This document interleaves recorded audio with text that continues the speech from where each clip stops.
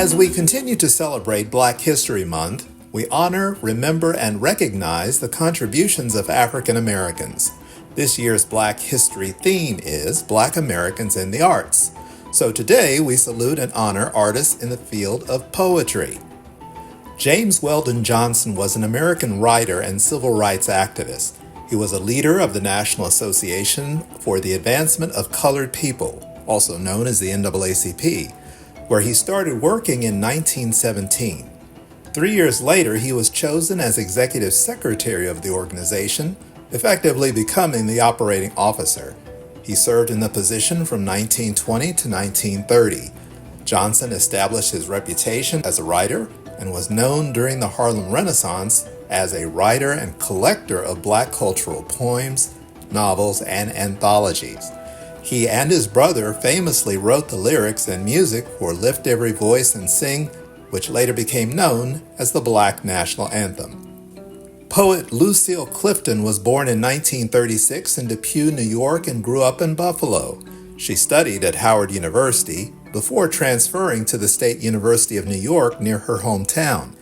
She was discovered as a poet by Langston Hughes, who later published Clifton's poetry in his highly influential anthology, The Poetry of the Negro. A prolific and widely respected poet, Lucille Clifton's work emphasizes endurance and strength through adversity, focusing particularly on African American experience and family life.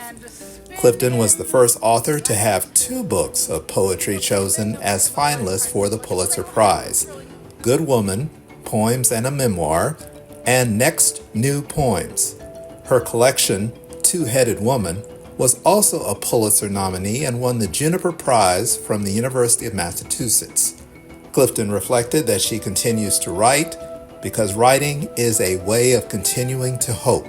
Perhaps for me, it was a way of remembering I'm not alone. In 2021, Amanda Gorman became one of only a handful of poets, including Robert Frost and Maya Angelou, to recite a poem at a U.S. presidential inauguration. She captivated the world audience with her poise and stirring message, gesturing elegantly and employing wordplay to great effect. Gorman addressed a country grieving from the losses of the COVID-19 pandemic, the murder of George Floyd in 2020, and still reeling from the Capitol insurrection a few weeks prior to the inauguration.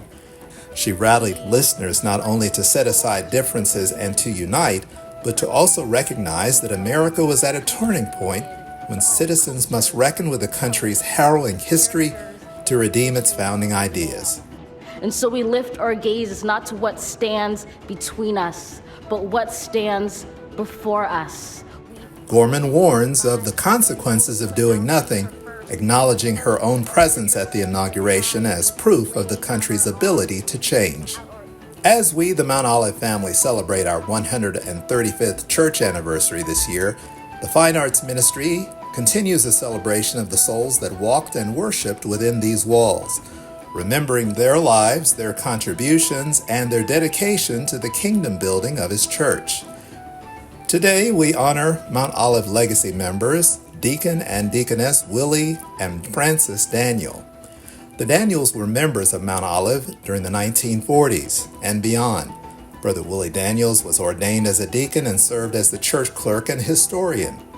He was a faithful member who loved the Lord, and you never had to wonder what he was thinking or in whom he believed. As clerk, he would introduce new members desiring to join the congregation. He also was known for giving his opinion in an honest, bold, and a unique way. Deacon Daniels would always remind the church to focus on God during the good times as well as the bad.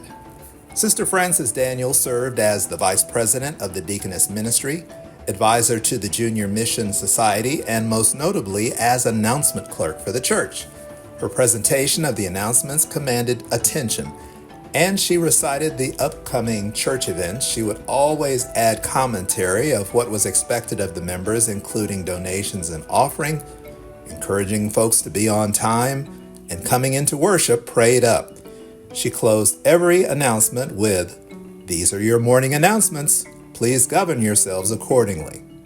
Deacon and Sister Daniels were also known for helping and assisting new married couples.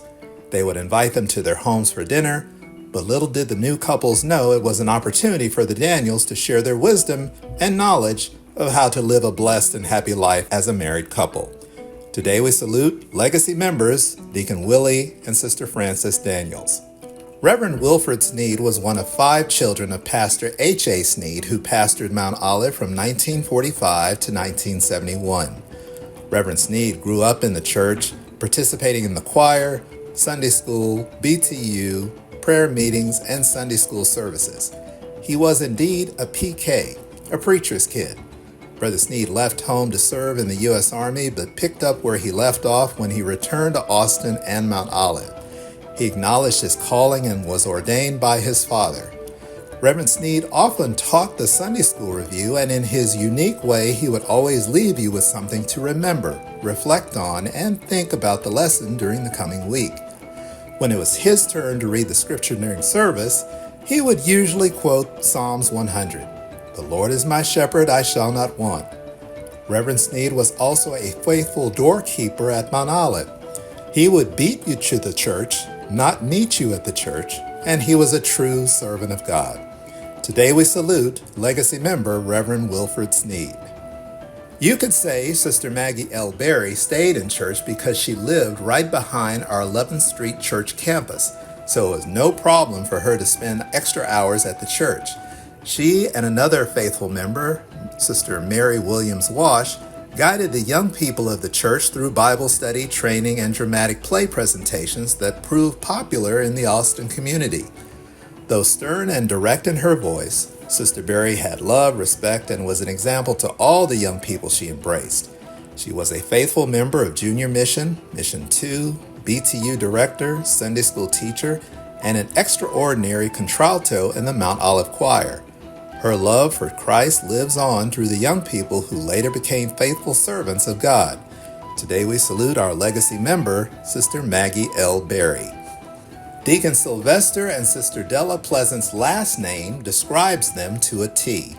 Deacon Pleasant was a second-generation treasurer at Mount Olive, just like his father. Deacon Pleasant was a dedicated and trustworthy servant of the church's finances.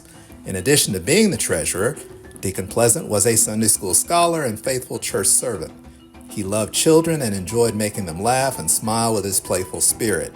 Deacon Pleasant always had a funny story or joke to tell that brought spiritual understanding to every situation. He and his father's legacy lives on through his son, Deacon Anthony Trigg Pleasant, who serves as treasurer at his church. Sister Della Pleasant will always be remembered for her love of the Word and ability to share Bible teachings with a deep understanding. She was a Sunday school teacher and teacher in Mission 2. Sister Pleasant taught the young adult class for many years, and often the class members wanted to remain in her Sunday school class as they got older. Sister Pleasant had a way of asking a question to get her students to ponder what she called the God answer. Generations of young adults are grateful for her life and teachings. Today we salute legacy members Deacon Sylvester and Sister Della Pleasant. We thank God for this gift of these dedicated members of the past whose faithfulness sustains Mount Olive today and into the future. Thank you for joining us for a moment in Black history. We are now ready for morning worship.